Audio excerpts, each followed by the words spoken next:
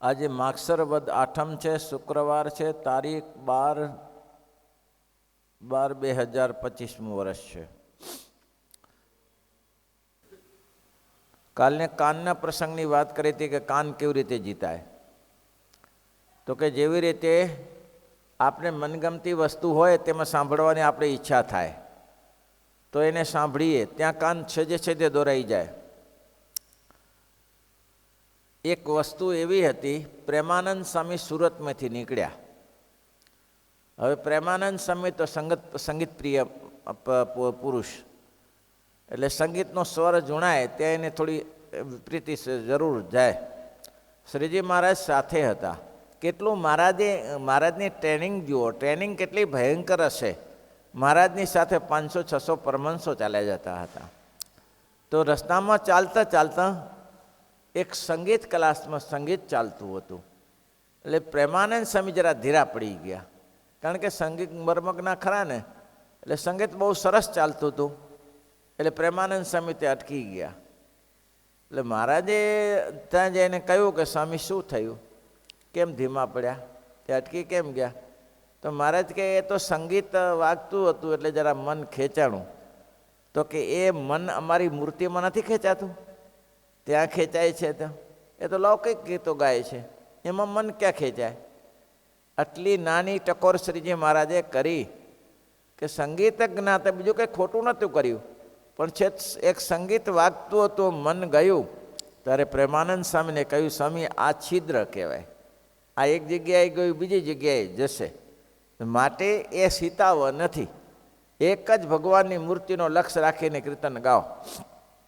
તેમ મનને પ્રિય હોય તેવા વિષયો સાંભળવા ગમે આપણે કાનથી, મનને પ્રિય વિષયો હોય તે. પણ મહારાજ કે એ અપ્રિય વસ્તુને પ્રિય બનાવો. અપ્રિય વસ્તુ કઈ? ભગવાનની મૂર્તિ, એના ચરિત્રના કીર્તનો, એની કથા વાર્તા, એમાં મહારાજ કે ધ્યાન રાખીને બેસે. ત્યારે મહારાજ કે કઈ ઇન્દ્રિય જીતાય? કાન જીતાય. કાન જીતવા માટે આ છે ભાઈ, જીતવા માટે તમે જે કરવું એ કરજો. અને એ રીતે પછી કઈ ઇન્દ્રિય આવી? હા,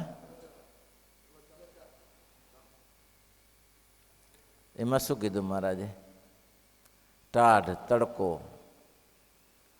અને મહારાજે તથા ઇન્દ્રિયને તો એમ જીતે છે, જાણી જાણીને ટાઢ તડકોને વરસાદ તેને ખમવો, અને ગોદડી હોય તેને ઓશિકે મૂકી રાખવી, ને સારી પેઠે ટાઢ વાય ત્યારે ઓઢવી તથા ત્યાં પડી. મેં એક દ્રષ્ટાંત આપ્યું હતું.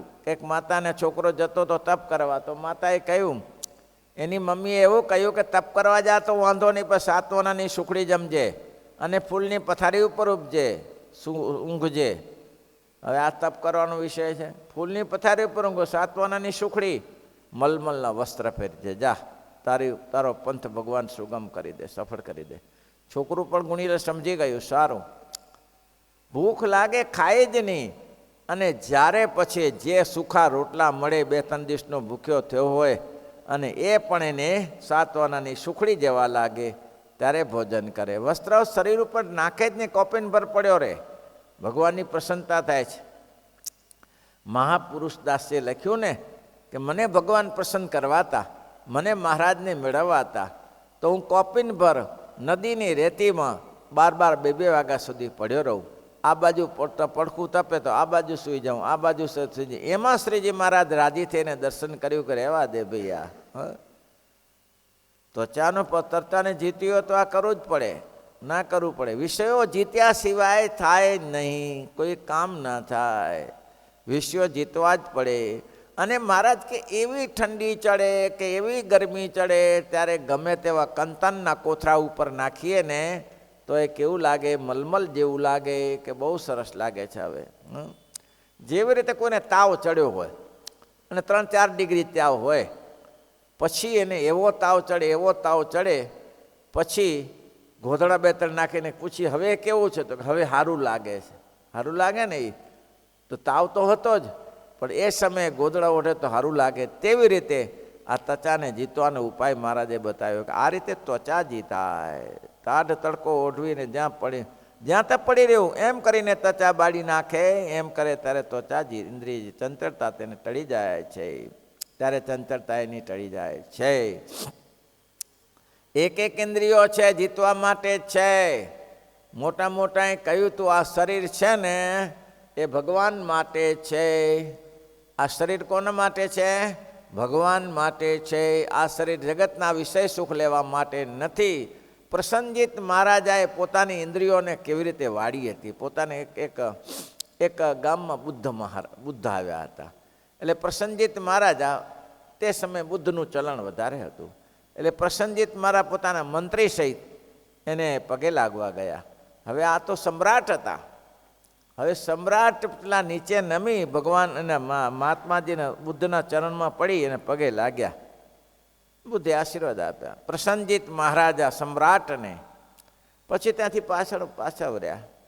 એટલે મંત્રીએ પૂછ્યું, મંત્રી કે આ સારું ના કહેવાય. એક ભિક્ષુકને સમ્રાટ નમે, એક ભિક્ષુકને સમ્રાટ નમે, આ તો યોગ્ય કહેવાતું હશે. એટલે એને સહેજે સહેજે રહેવાનું નહીં ને. તે રસ્તામાં જઈને પાછા વળીને કહ્યું કે મહારાજા મને એક વસ્તુ ના સમજાણી. તો કે શું? તમે સમ્રાટ છો, તમે સમ્રાટ છો અને એક ભિક્ષુકને પગે નમ્યા, તે વાંકા નમીને નીચે પડીને નમ્યા. આટલું હોય? કશું બોલ્યા નહીં પ્રસન્નજીત મહારાજા. પ્રસન્નજીત મહારાજા ત્યાંથી ચાલ્યા જાય છે ને આગળ માણસની ખોપરી મળી. કોની? માણસની ખોપરી. એટલે પ્રસન્નજીત મહારાજાએ મંત્રીને કહ્યું, મંત્રીજી આ લઈ લો. હવે રાજાએ કીધું ના, એ કેવી રીતે પાડે? ખોપરી લઈ લીધી. પ્રિય માણસ હતો રાજાનો. ખોપરી લઈ લીધી. પછી કે મંત્રીજી આપણે ખોપરી મળી છે તો જરા બજારમાં વેચી આવજો ને. બજારમાં? તો કે હા. એના પૈસા બધા આપણે કોઠારમાં જમા કરાવી દેવાના જેટલા થાય એટલે. શું મહારાજ વાત કરો છો? શેની વાત કરો છો? આ ખોપરી કોઈ બજારમાં લેતું હશે? ખોપરીને તો અડાઈ નહીં. આ તો તમે કીધું ને મેં ઉઠાવી. બાકી આ ખોપરીને કાંઈ દાતું હશે? ફેંકી દીધી ખોપરી. એવું ના અડાય. એમાં શું વાંધો ખોપરીને અડવામાં? તો કે ના ના, આને કોણ અડે ત્યારે ખોપરીને? ખોપરીને અડાતું હશે. પ્રસન્નજીત મહારાજા કે પણ આ પગમાં લાગીને ઉડી તો ખરી ને. પગમાં ઠોકર લાગી ઉડી પડી ખોપરી. ઉડી તો ખરી ને. તો કે આ ઉડી તો જાય તો પગ ઠોકર લાગે તો. પ્રસન્નજીત મહારાજે બહુ સરસ કહ્યું. મંત્રી સાંભળી લો ત્યારે, તારીને મારી ખોપરી આમ જ ઠોકરો ખાનારી છે. તારીને મારી ખોપરી આમને આમ ઠોકર ખાનારી છે. જેટલા મહાપુરુષના ચરણે પડ્યા, જેટલું ભજન ભક્તિ થઈ એટલું સાર્થક છે. સમજાય છે? આ મહત્વનું છે આપણા માટે કે 24 કલાકમાં ગણતરી તો મૂકો કે કેટલી માળા થઈ, કેટલું ધ્યાન થયું, કેટલી માનસી થઈ, ભગવાનને કેવા જમાડ્યા, કેવા રમાડ્યા, કેવા વાઘા વસ્ત્ર પહેરાવ્યા, એમાં કેટલું ધ્યાન ગયું, કેવું ધ્યાન ગયું એમાં. એ વિચારો ને. કાલને દિવસે કયા વાઘા પહેર્યા હતા? વાઘા કાલના અહીંયા ઠાકોરજી બોલો કેવા દર્શન કર્યા હશે? હા, કાળી પટ્ટી, લાલ પટ્ટી, ધોળી પટ્ટી, બધી પટ્ટીઓ પટ્ટીઓ વાળા. હવે જે હોય નીતિનભાઈ કે મોહનભાઈ, જે કહેવાનું ટૂંકમાં એવું કે એ કેમ ધ્યાન નથી રહેતું? એ કેવી રીતે ધ્યાન નથી રહેતું? કાલે ખાધું એ ધ્યાન રહી ગયું હશે. કાલે ખાધું ને એ ધ્યાન રહી ગયું હશે.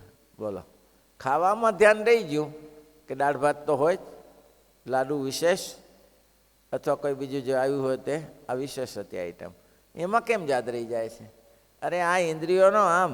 કાલે આપણે મહાપુરુષ દાસ સ્વામીના પ્રસંગે પીઠવા ઝાડના કોની વાત કરી? કરશન લુવાર. મેદાન તો એ મારી ગયો ને. હા, મેદાન કરશન લુવાર. બોલો, હવે દિવાળીનો ફાગ આવતો હતો અને કરશન લુવાર તો જેને કહેવાય ને, પેલા લુવારો બધા શું કરે? લોકોના ઓજાર ઘડી દે અને જ્યારે સિઝન આવે ઘઉંની કે બાજરીની ત્યારે પૂળા લેવા જાય. એટલે વાઢેલા ઘઉંમાંથી એને પૂળા આપે, જેને શક્તિ પ્રમાણે આપે, અને એ ઘઉંથી એનું ગુજરાન ચલાવે. તે કરશન લુવાર એ પૂરો લેવા ગયા પટેલને ત્યાં.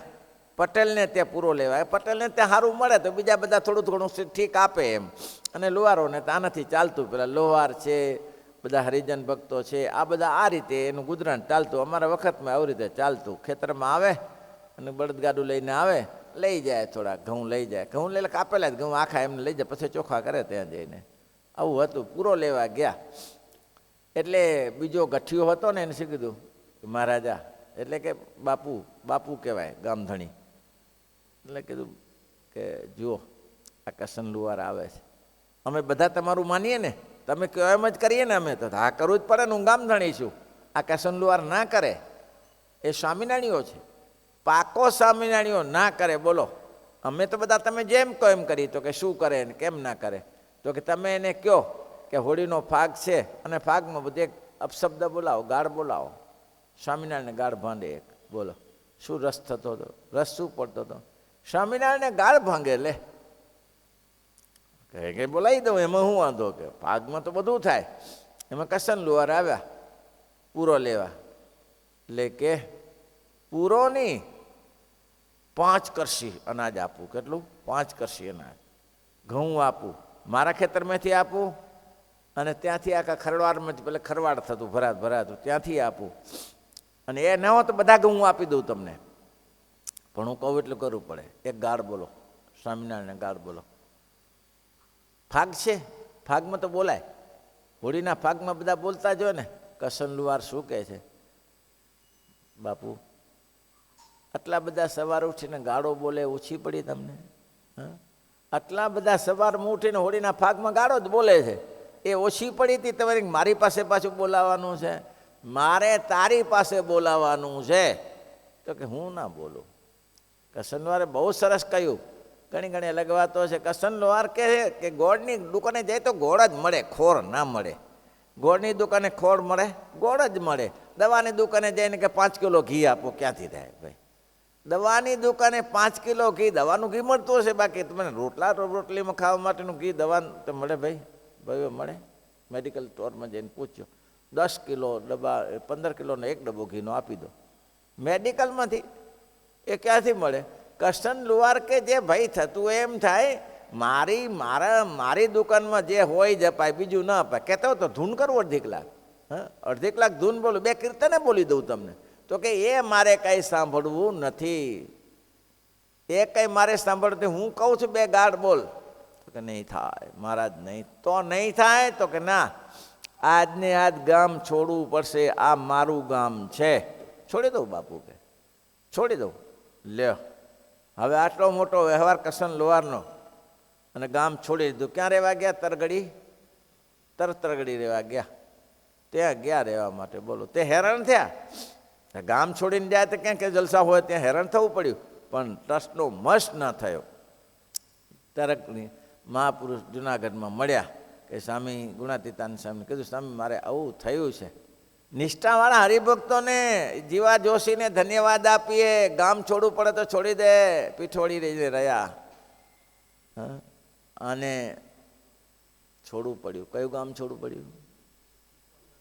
પીઠવાજાડ છોડવું પડ્યું. ત્યાં જ તરગડીમાં જઈને રહ્યા, તરગડીમાં રહ્યા. ત્યાં રહ્યા, ઘર ભાડે લીધું, ઘરમાં રહ્યા. સમય ગયો પછી મુખીને કહ્યું કે મુખી, ગામમાં કોઈ ગુણાતીતાને સમય આશીર્વાદ આપ્યા હતા કે તું ભગવાનની વિશે નિષ્ઠા રાખીને ભગવાન તારી નિષ્ઠા રાખશે, તે મળી જશે, તારું પોષણ થશે. તરકડ છે ત્યાં બધા પણ તને પોષણ કરશે. તરક પટેલી આવશે બધા. ત્યાં તે પટેલે ભાડે મકાન કરી આપ્યું. અને પછી પટેલે કહ્યું કે મારે મકાન બનાવવા છે તરગડીમાં. તો કે મકાન બનાવવા હોય તો એક ભૂત્યો વૃક્ષ હતો, શું લીમડો હતો ને, ભૂત્યો લીમડો હતો, કે ત્યાં જઈને બનાવ નીચે ભૂત્યો લીમડો. તો કે સારું. આ ભગવાનના ભક્ત મકાન બનાવ્યા. જેવું મકાન બનાવ્યું ને ત્યાં કસન લુહાર પાટ ઉપર બેસીને સ્વામિનારાયણ માળા કરે, ત્યાં ચૂડેલ આવી કે હું અહીંયા કને કેટલા દિવસ રહું છું, તું શું કરાયો પાછા? ચૂડેલ જોઈ છે? નહીં જોઈ? ચૂડેલ જ નથી જોયા ને. જે ભજન ના કરે એ બધા ચૂડેલ જ હોય. ભજન ભક્તિ કરે ને એ જ માણસ, બાકી બધો ચૂડેલો ભજન ભક્તિ ના. આવીને ઊભી રહે. એ તો સ્વામિનારાયણ સ્વામિનારાયણ સ્વામિનારાયણ સ્વામિનારાયણ ભજન કરે, પણ હારી ડિસ્ટર્બ કરે. તે કેમ આવી? તો કે અહીંયા કેટલા વર્ષથી રહું છું, તમે તો અત્યારે આવ્યા છે. આ લીમડામાં કેટલા વર્ષથી રહું છું, તમે તો અત્યારે આવ્યા, પણ હવે તો હું આવ્યો ને. તો ના, 6 મહિના હેરાન કર્યા. બોલો, 6 મહિના. એટલે આને કંઈ બીજી કંઈ આ કંઈ ડરે નહીં. કરશન લુહાર ભગવાનના ભક્ત ડરે નહીં, પણ આવીને ડિસ્ટર્બ તો કરે ને, કંઈ અવાજ કરે, આ કરે તે કરે, ભજનમાં સુખ ના આવે. પછી મહાપુરુષ સ્વામી નજીકના ગામમાં આવેલા મહાપુરુષને કહ્યું કે મહાપુરુષ સ્વામી તો ક્યાં આવું થાય જ્યારે એક ચૂડેલ આવે, દરરોજ આવે, 6 મહિના થયા. એમ તો કે હા, ચાલ હું આવું. મહાપુરુષ ગયા, આવે ચૂડેલ. મહાપુરુષ ક્યાં બીજી જગ્યા દેખાય, અહીંયા હું છે ભગવાનના ભક્ત. તો કે જવું છે ત્યારે મારી જગ્યા છે આ, હા આ જગ્યા મારી છે. મહાપુરુષ કે તારે જ્યાં જવું સામે 2 ખીજડા દેખાય છે, કિલોમીટર 1 ખીજડા હતા. ખીજડા દેખાય છે? તો કે હા, જા એ ખીજડામાં રહેજે, અહીંયા ઊભી ન રહેતી. અને ત્યારથી ચૂડેલ ગઈ. પણ નિષ્ઠા કોની?